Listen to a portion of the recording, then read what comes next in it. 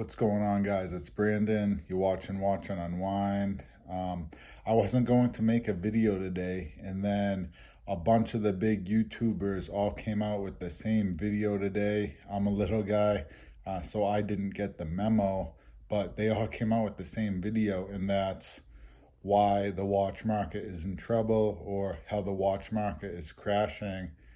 And I'm here to tell you guys the watch market isn't in trouble. It's not crashing. The economy as a whole is going through some kind of unprecedented and crazy times right now. But if you guys are thinking that you're going to be walking into the authorized dealer and just picking up Rolexes, I don't think that's going to happen.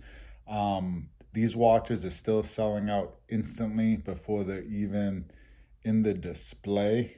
And I get on the Rolex Datejust today.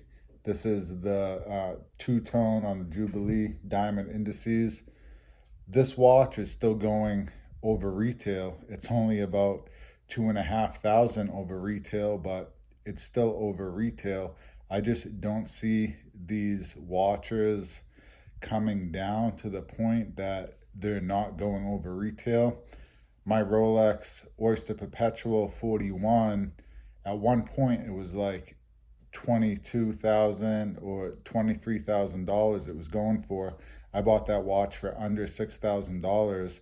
Right now it's still at 15. That's more than double retail. Even if these watches are only selling $1,000 to $2,000 over retail, hell, even if they're selling $100 over retail, that's still a big deal. I mean, for a lot of people, $1,000 is a very significant amount of money. And to have an item that you can wear for many years and enjoy every day, and then turn around and sell that money and make a profit on it, that's just unheard of in any other industry. That's certainly not the deal when it comes to cars. I mean, the second you drive a car off the lot, you're losing a pretty big chunk of change.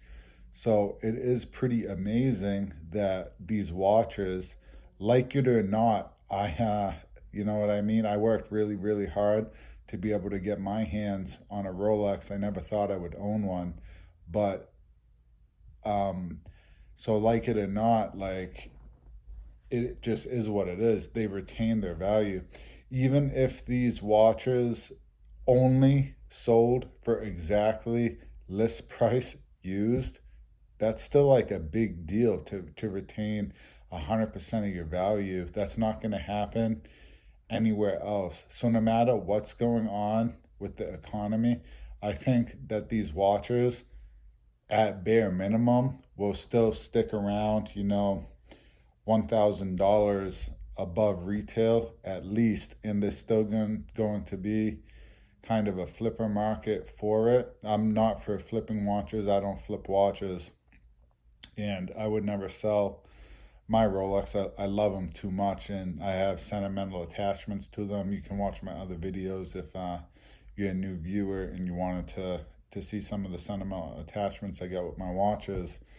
But even if they only sold, $1,000 over retail, the flippers would sell them for $500 over retail.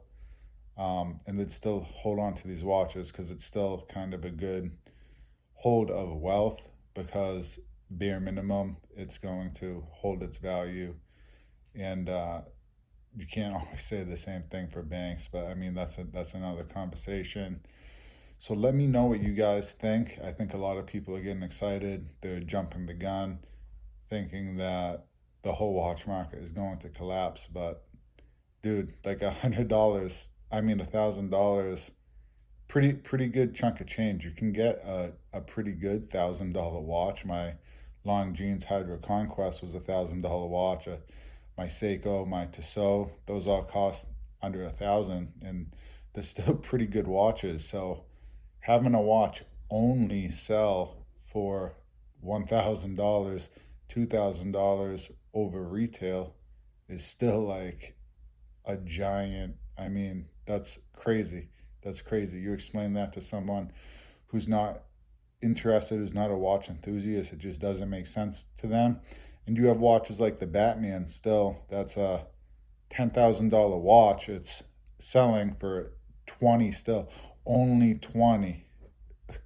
Come on, guys, that's still a ton of money. So I don't think the watch market is going nowhere. It's a correction, not a crash, but Rolex is still king, like it or not. I don't like it too much because there's Rolex watches that I know I'm never going to be able to get my hands on, and that's just what it is. I'm very grateful and thankful that I was able to get my hands on the Rolex that I do own, but they're king. They're always going to be selling over retail, even if it's just what we consider a little bit. That's a kind of a distorted sense of reality because, only double on some of these watches is still a ton of money. So thanks for watching this one, guys. I'll catch you on the next one.